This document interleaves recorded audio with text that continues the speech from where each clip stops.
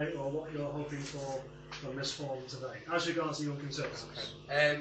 The Conservatives have just started up in St Helens as a small group, and they are building as we were told to. And because St Helens is such a small has such a small Conservative population, it's just the fact that we'd like to, make a growth and let young people know and everyone know about the views of the Conservative Party today and how we're planning to go forward and win the next general election. Thanks, Dan. Brendan? Essentially, I'm just here to sort of answer any questions you may have about the Dem policy regarding compared to Labour and Conservative. Sort of essentially promote the LibDems and answer any specific questions you may have. Thanks, Brendan. Sam? I'm here from Young Labour, and to be honest, the most important thing that Young Labour commits itself to is having a discussion and a debate with young people. We're not here to try and evangelise young people to believe in socialism and stuff like that. The message we have is that it's important for young people who choose a political party to choose one that they agree with and not one that they just like the image of. So I'm just here to engage with people who want to engage in politics. Thanks, Sam. So at this stage, I'm ready to accept the first question, please, from the audience. Go on, Jess. Okay. Thank you.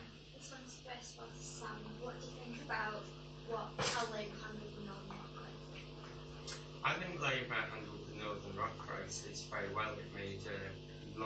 It did take a while, but it was an informed and well brought together decision, which some people have tried to portray as flip-flop and hectic, but it's not been as flip-flop and hectic as some of the proposals from the other parties.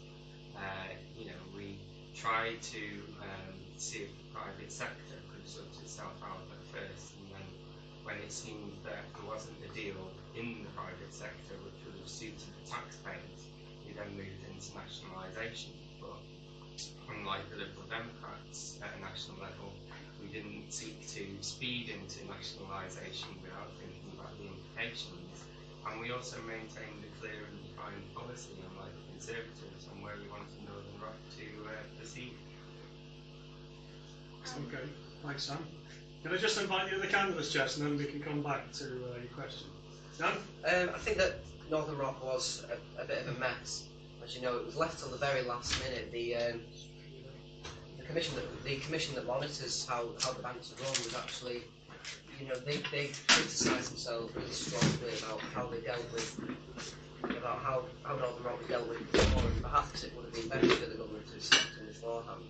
But we think a private sale would have been better. Richard Branson would start a good deal on the table, and for us it would have been better to go into the private sector rather than to nationalise it and put more burden on the taxpayers that we've already got, to be honest.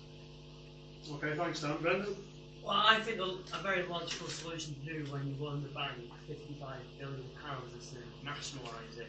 Simply because a bank with that sheer amount of debt over the taxpayer, I'm not saying a permanent nationalisation, I'm talking about a temporary nationalisation.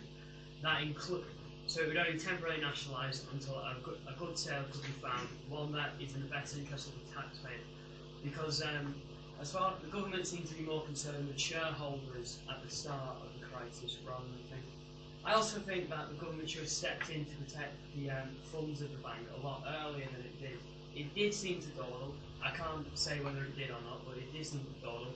It took 4 days for them to stop a run on the bank, which shows that the government reacted very slowly. Okay, thanks, Brendan. Jess, does that kind of satisfy your question? Okay, so you don't need to come back. Right, next question, please. It can be on anything that's contemporary, anything that's current. Thanks, Jess. Okay. What your party's going to do to stabilise the economy, like house prices are decreasing by £158 a day. What your policy's going to be on that? Okay, can we ask this time Dan to start? And then, yeah. Sorry. That's him on the film anyway. Never mind.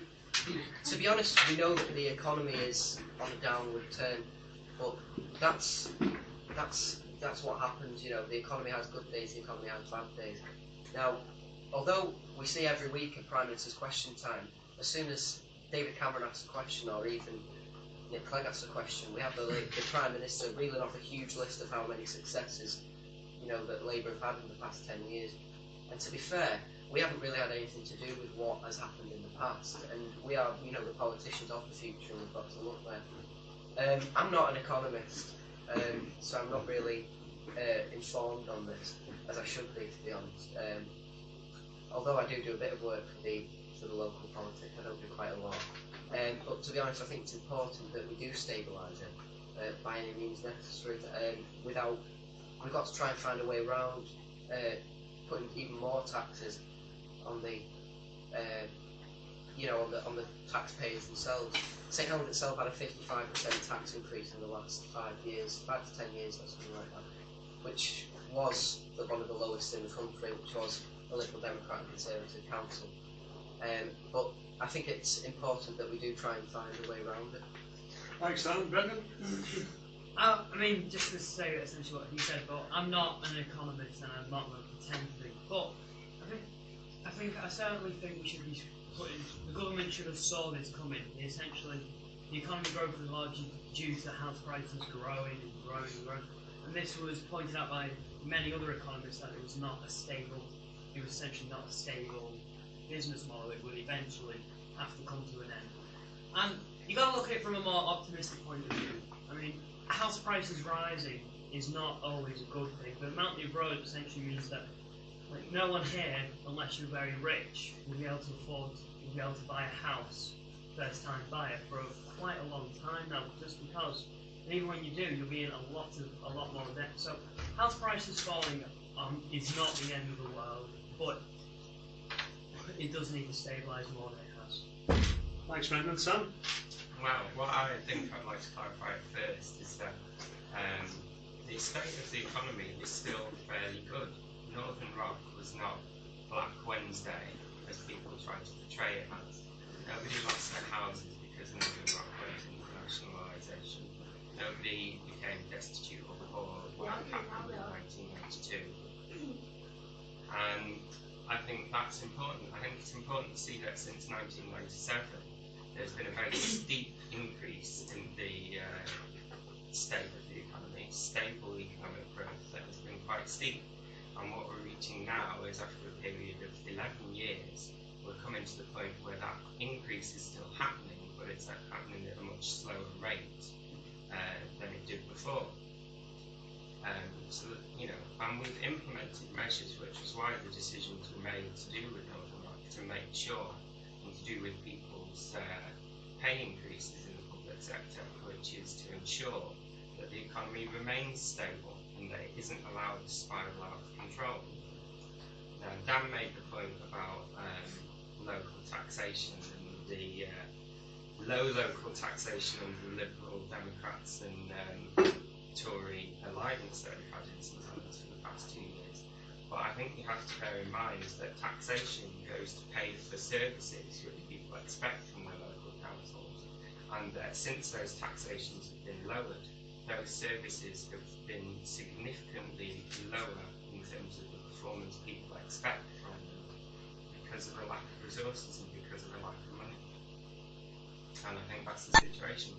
And there are a number of, you know, different things which have gone on. There's issues with, you know, bin collection, our commitments to recycling, which is much lower than other areas of the country and other areas of Europe. And I think that's connected to the fact that we, because of the lower taxes, have not been able to provide these services properly.